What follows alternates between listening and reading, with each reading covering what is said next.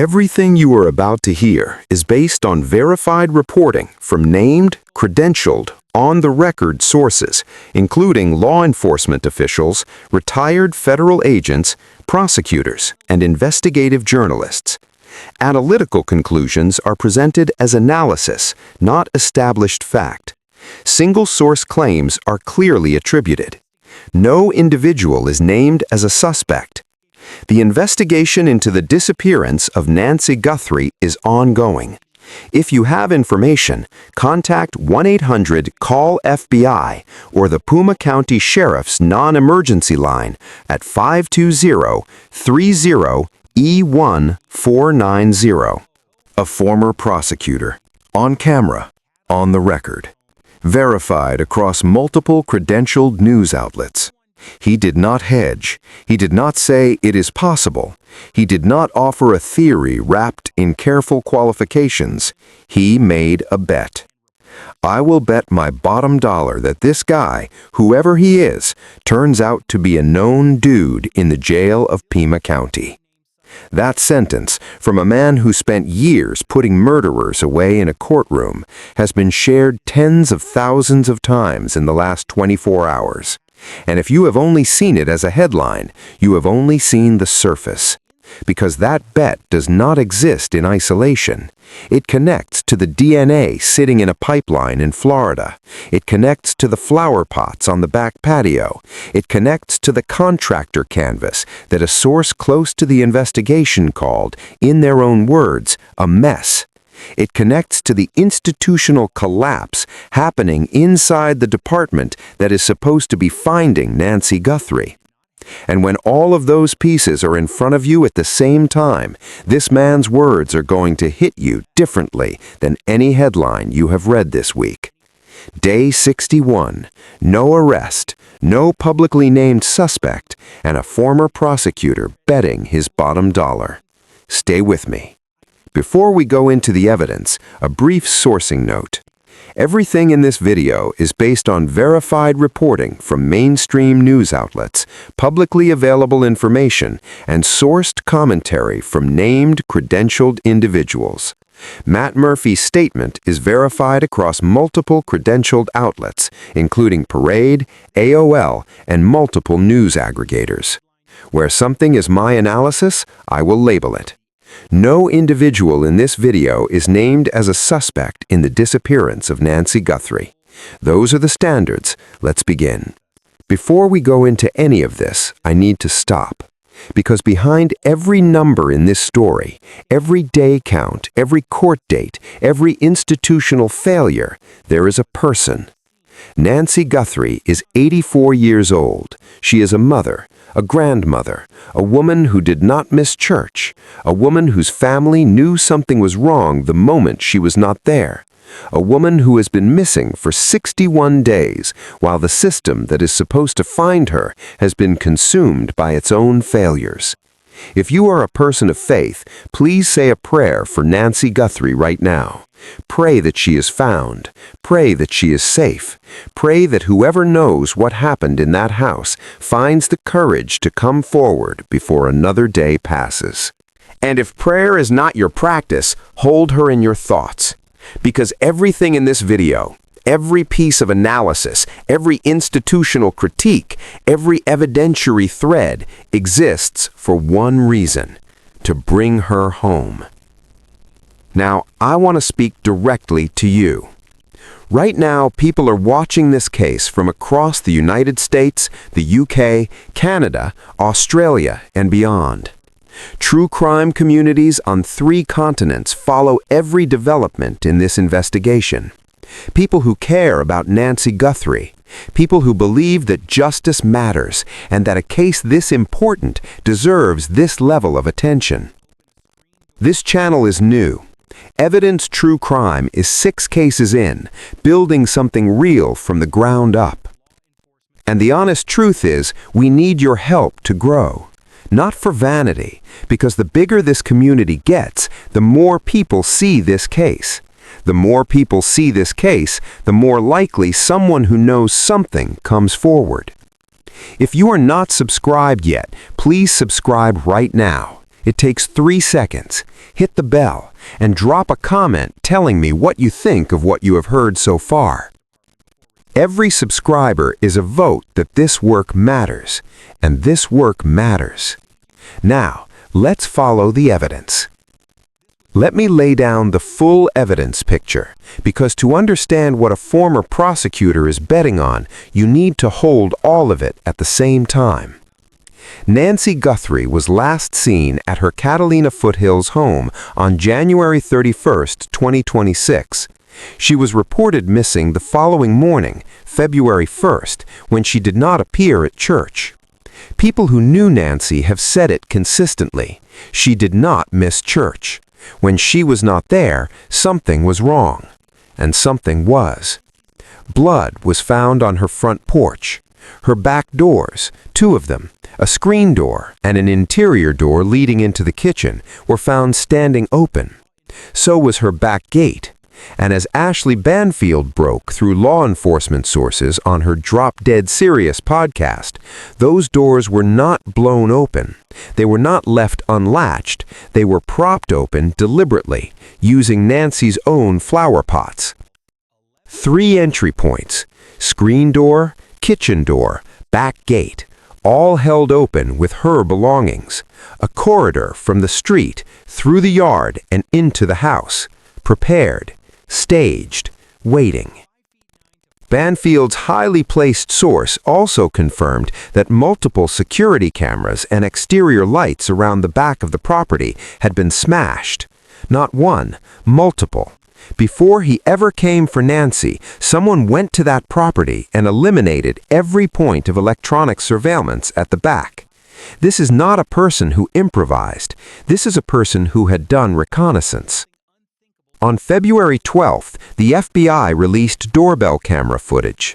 A masked figure outside Nancy's home in the early hours of February 1st. Male, approximately 5 feet 9 to 5 feet 10, average build, dark clothing, black gloves, sneakers, a 25-liter Ozark Trail Hiker Pack backpack, visibly armed, and at one point in the footage, pausing to use the shrubbery at the front door to block the camera angle. That is not panic. That is composure. That is someone who has thought through every step. On February 13th, officials confirmed DNA had been recovered at the property. That DNA does not belong to Nancy Guthrie. Sheriff Nanos confirmed publicly that his lab had already excluded DNA from Nancy herself, her family members, her landscaper, and her housekeeper. What remains is unidentified non-household DNA at the scene of an abduction. And then there is the glove, recovered roughly 10 miles from Nancy's home, believed by investigators to visually match the type worn by the masked figure in the footage, sent to a lab in Florida for DNA testing. Here is where something went wrong in the process, and this connects directly to why this case may be stalled in a way that should not be happening. Brian Enton's reporting at News Nation revealed that the decision was made to send the glove to a private laboratory in Florida rather than routing it directly through FBI channels. The problem with that decision is straightforward. The FBI does not accept DNA submissions directly from private labs, so the process becomes a chain. The Florida lab tests the glove. That data has to be sent back to Arizona's state system. From there, it has to be uploaded, verified, and then shared with the FBI for entry into CODIS, the Combined DNA Index System, the national criminal database that law enforcement agencies use to match DNA to known offenders. A source familiar with the investigation described this to News Nation as a catch-up process. That same source said the FBI could have processed and entered the data within a single day had it gone through proper federal channels from the start. Every day the DNA sits outside CODIS is a day a potential match remains invisible. The Pima County Sheriff's Office has said the FBI agreed to the private lab arrangement. The dispute over who made the call and why is still unresolved. What is not unresolved is this. There is DNA, there is a glove, there is a pipeline that experts say is slower than it needed to be, and there is a man on surveillance footage whose identity remains publicly unknown. Meanwhile, the Guthrie family has been holding together under circumstances that are almost impossible to imagine. They recorded video messages to the kidnapper. They said they are ready to talk. They have offered $1 million for information leading to Nancy's recovery. The FBI is separately offering $100,000. The total reward pool is now over $1.1 million. 61 days, over $1 million on the table, DNA in a lab pipeline, and no arrest. Now, we need to talk about what is happening inside the Pima County Sheriff's Department, because the statement that has broken the internet this week is not only about the suspect, it is about the system. And you cannot understand what a former prosecutor is really saying without understanding what has happened inside the department running this investigation. In the early days of the investigation, Sheriff Chris Nanos personally ordered the crime scene at Nancy's Catalina Foothills home to be reopened. Dr. Richard Carmona is not a television commentator. He served as the 17th Surgeon General of the United States. He spent 30 years working within the Pima County Sheriff's Department. He knows this department. And when News Nation's Brian Enton asked him directly about how the crime scene was handled, Carmona did not soften his answer. He said, "Once a crime scene has been corrupted, that is the end of it. You cannot reconstitute a crime scene." He pointed to footage of a pizza delivery vehicle crossing the front lawn of the property while the scene was still technically active. He made the legal implication explicit. Any defense attorney could point to that contamination and use it to challenge the integrity of every piece of physical evidence collected. Nancy Grace, former prosecutor, decades of criminal justice experience, went on the record calling for Nanos to be removed from the case. She described the crime scene handling as the destruction of evidence. She said, "By destroying the crime scene and releasing it too early, they destroyed a lot of evidence." She rejected the word missteps as too mild. She called them screw-ups. And then came what happened before any of this even began. In December of 2025, before Nancy Guthrie was even reported missing, Sheriff Chris Nanos sat for a sworn deposition connected to a lawsuit filed by the union representing over 300 of his own deputies. Under oath, Nanos was asked directly whether he had ever been suspended during his law enforcement career. He said no. The Arizona Republic then published records from the El Paso Police Department showing that Chris Nanos had been suspended not once, not twice, 8 times. 8 separate suspensions between 1976 and 1982, totaling 37 days without pay. Excessive force, illegal gambling, insubordination, discharge of his firearm, making threats, dereliction of duty, misuse of a police siren, habitual tardiness, and his departure from El Paso was not retirement, it was a resignation in lieu of termination. The formal reasons documented on El Paso's records, insubordination and consistent inefficiency. He was going to be fired. He chose to resign instead. Pima County Supervisor Matt Hines called Nanos's explanation for the deposition answer, that he had interpreted the question as applying only to Pima County career, disqualifying, his exact word. Disqualifying for any county employee, but especially one in law enforcement. Hines went further. He said Nanos's entire 42-year career with Pima County appears to have been based on fraud. On March 24th, the deputies who work under Nanos every single day held a formal no-confidence vote. When the ballots were counted, 241 deputies voted no confidence, 65 abstained, 0 voted to stand behind him, not 1. The Board of Supervisors voted unanimously to invoke Arizona Revised Statute 11253, a law so old it dates to the territorial era, before Arizona was even a state. That statute gives the board authority to compel any county officer to provide sworn reports about their conduct and their department. The April 7th board meeting is where that process either proves it has teeth or reveals it does not. And on March 26th, because apparently there is no bottom to this, the Tucson Police Department arrested a Pima County Sheriff's deputy on a kidnapping charge. Deputy Travis Reynolds, 22 years old. Court documents allege he kept a handcuffed female detainee in his patrol vehicle for roughly an hour and 40 minutes, made sexual comments, showed her explicit material on his phone, and offered to take her to a hotel. Surveillance footage from inside Pima County Jail confirmed portions of her account. Reynolds was fired. His preliminary hearing is scheduled for April 6th. When reporters asked the Pima County Sheriff's Department whether Travis Reynolds had played any role in the Nancy Guthrie investigation before his termination, the department declined to comment. That is the department running this case. On day 60 of the search for Nancy Guthrie, April 1st, Ashley Banfield released a new episode of Drop Dead Serious. And the angle she broke in that episode connects directly to the theory a former prosecutor is about to put on the table. Banfield reported that investigators are now actively pursuing contractors, subcontractors, and day laborers who may have had access to Nancy's home or her Catalina Foothills neighborhood in the period before she disappeared. A source familiar with the investigation described the process of tracking these workers as, in their own words, a mess. Think about what that investigative work actually looks like. The Catalina Foothills is a high-end residential neighborhood. Homes like Nancy's have regular maintenance schedules. Landscapers who come weekly. Pool technicians.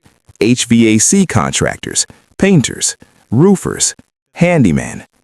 The neighborhood itself has utility crews, tree trimmers, construction workers on neighboring properties. Each of those contractors may have their own subcontractors. Some of those subcontractors hire day laborers, sometimes week to week, sometimes day to day, sometimes in cash. No employment records, no formal hiring documents, just a person who showed up, worked, and left. Tracking every one of those people, every person who might have walked past Nancy's gate, seen her back patio, noticed her camera positions, clocked the entry points, that is an enormous undertaking. And when a source calls it a mess, they are not exaggerating. They are describing what happens when you try to reconstruct a month of informal labor movement in a residential neighborhood. You end up with an enormous list of names, some incomplete, many overlapping, and no clear starting point. Banfield brought in retired detective Clint Cole, who helped solve the Nancy Woodrum case, to analyze this angle. And the observation he made that stayed with me was this. In cases like this, investigators may have already spoken to the suspect. Not because they identified him, because they knocked on every door, called every number, tracked down every worker they could find. And one of those workers may have been the person who took Nancy Guthrie. That person would have answered calmly, given their name, described their work, and walked away. And law enforcement at that stage would have had no reason to hold them. Now hold that observation against what we know about the crime scene itself. The flower pots, the smashed cameras, the propped back gate, the suspect who knew exactly where to stand to avoid the doorbell camera's angle. Someone knew the layout of that property, not from the street, not from a satellite map, from being there, from working there, or near there, or for someone nearby. That level of familiarity does not come from a quick drive-by. It comes from time spent on or near that property. If the person who took Nancy has a criminal record, if their DNA profile exists somewhere in a database, then the glove working its way through that Florida lab and Arizona state pipeline towards CODIS is the thread that could unravel everything. The question is how long that thread takes to pull. Which is exactly what a former prosecutor decided to answer. We are building something important here, and we need your help. This channel is new. Every subscriber matters, every single one. If you have been watching and you are not subscribed yet, please subscribe right now. It takes 3 seconds. Hit the bell so you never miss a case, and drop a comment below. Tell me what you think of Murphy's bet. Your voice keeps this investigation alive. You are not just a viewer, you are part of this. Matt Murphy is a former prosecutor from Orange County, California.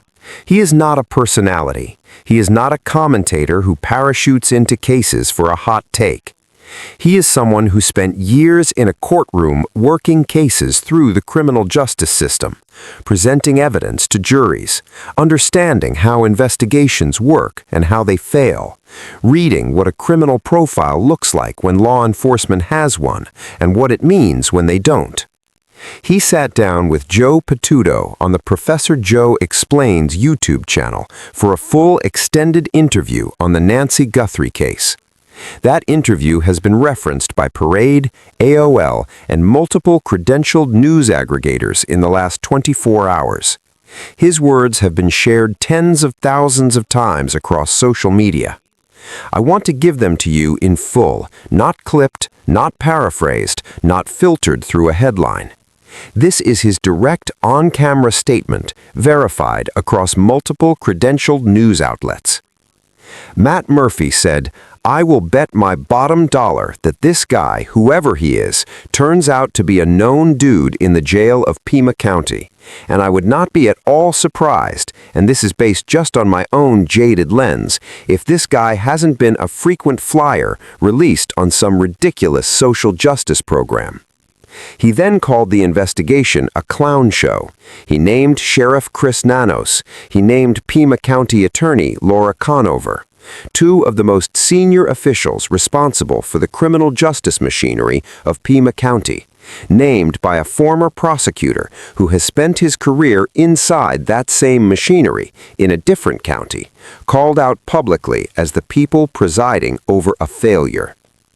And then, after the clown show, after naming Nanos, after naming Conover, after betting his bottom dollar, Murphy said 5 words: "The Guthrie family deserves a lot better."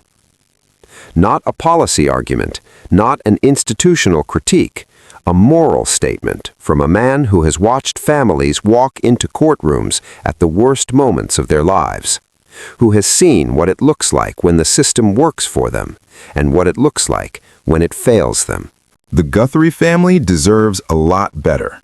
And what Murphy is saying, embedded in those 5 words, is that right now, they are not getting it.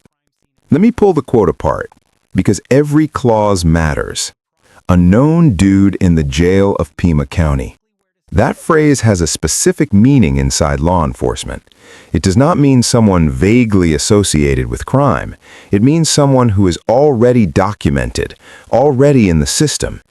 Someone who has been arrested, booked, fingerprinted, processed, possibly DNA sampled, depending on the nature of their prior record. A person whose identity is not a mystery to law enforcement because law enforcement has handled them before. Known, not unknown, known. Just not yet connected to this particular case. A frequent flyer. That is the term used inside criminal justice for the person who cycles, who comes through the system, gets processed, gets released, and comes back, sometimes on new charges, sometimes because a prior release went wrong. The person who has been in and out of Pima County Jail more than once. The person the deputies and booking officers and prosecutors know by name. And Murphy goes one layer deeper. He says he would not be surprised if this person was released through what he called a ridiculous social justice program. That is a pointed accusation directed at Pima County's pre-trial release and repeat offender policies. Murphy is not making an abstract policy argument. He is saying this is the kind of case where the system lets someone out who should not have been let out. And that person, freed by a system that did not adequately weigh the danger they posed, went and did something like this. When a former prosecutor names a sitting sheriff and a sitting county attorney by name on camera, that is not recklessness, that is deliberate. Murphy knows exactly what he is doing when he puts those names in that sentence. He is placing responsibility. He is saying these are the people who built the environment this case is operating inside. These are the people accountable for how that environment functions. And he is saying it is not functioning. If Murphy is right, then the DNA in that Florida lab may already be a match waiting to happen. The person who took Nancy Guthrie may already be in a database. Their fingerprints may already be on file. Their booking photo may already be in a system. And someone somewhere in that pipeline between a private lab in Florida and the CODIS database may be sitting on an answer that this family has been waiting 61 days for. That is what Murphy is saying when he bets his bottom dollar. Not just that the suspect is known, but that the system, the same system he named, the same system that let this person out, is the reason the answer is not here yet. Here is where we are on day 61, April 2nd, 2026. Savannah Guthrie is returning to the Today Show on April 6th. She said in an emotional interview, "I want to smile, and when I do, it will be real, and my joy will be my protest." She said she does not know if she will belong there anymore. She said she is going to try. On that same day, April 6th, former Pima County Deputy Travis Reynolds will appear in court for his preliminary hearing on the kidnapping charge. The department declined to say whether he played any role in the Nancy Guthrie investigation before his termination. On April 7th, Sheriff Chris Nanos is expected to face the Pima County Board of Supervisors under Arizona Revised Statute 11-253. They have the authority to compel sworn answers about his conduct and his department. If he refuses to comply within the legally specified window, they can vote to declare his seat vacant. The DNA is in a pipeline. The glove is in a lab in Florida, working its way back through Arizona's state system before it can reach CODIS. The contractor canvas is, by a source's own word, a mess. And a former prosecutor has gone on camera, by name, on the record, verified across multiple credentialed outlets, and said that he will bet his bottom dollar the person who took Nancy Guthrie is a known dude, a frequent flyer, someone already in the Pima County system, someone the system may have let out when it should not have. Someone sitting in the gap between a private lab in Florida and the national database that could end this. Nancy Guthrie is still missing. She is 84 years old. Her daughter is going back to work because she says joy will be her protest. Her family has offered $1 million for the truth. They recorded video messages for the person who has their mother. They said they are ready to talk. They should not have to be the ones still waiting. And yet, on day 61, they are. If you have any information about this case, any detail, any memory, any name, anything you saw in that neighborhood that felt off, please contact the FBI tip line at 1-800-CALL-FBI or submit online at tips.fbi.gov. The Pima County Sheriff's non-emergency line is 520-351-4900. The reward pool is over $1.1 million. Someone out there knows something. Nancy Guthrie is not a news cycle. She is someone's mother, someone's grandmother. And until there is an answer, this channel will keep building the record as carefully and as accurately as we can. If this case matters to you, please subscribe to Evidence True Crime right now. We are a new channel. We are building this from the ground up. Every subscriber, every comment, every share is what keeps this investigation going. Hit the notification bell, drop a comment, tell someone about this channel. Nancy Guthrie deserves this level of attention, and so does every case that comes after her. You are not just a viewer, you are part of the investigation. Drop your analysis in the comments. Tell me whether you think Murphy's bet is right. Tell me what you think happens at the April 7th board meeting. Tell me what detail in this case you think is closest to breaking, because this community finds things before the headlines do. We will keep watching, we will keep reporting, and Nancy Guthrie is not forgotten.